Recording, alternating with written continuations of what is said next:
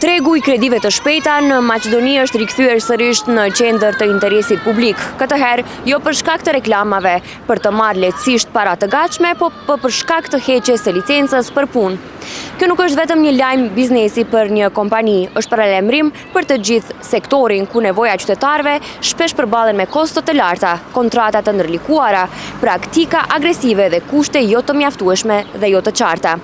Kredia e shpejtë kur është ligjore, transparente dhe përdoret me kujdes, mund të jetë ndihmë afatshkurtër. Por kur sistemi bëhet I paqartë, qytetari nuk merr hua vetëm para, ai merr hua edhe rrezikun. Duhet mbyllen kreditë e shpejta. Po, ato. A duhet të mbyllen? Nuk komen.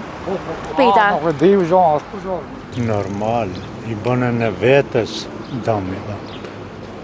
Kreditë e shpejta asnjëherë s'kisha preferu. Vidi kako ima potreba. Negde je dobro da gi ima, ama preterani kamatis. Da. Mislim, koji će zeme 30-50 hiljadi golema kamate.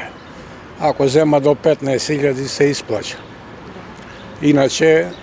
Inače golema kamata. Ali I ko nekoj koji ima potreba, pa mu se isplati da zeme, da ne moli nekoj drug.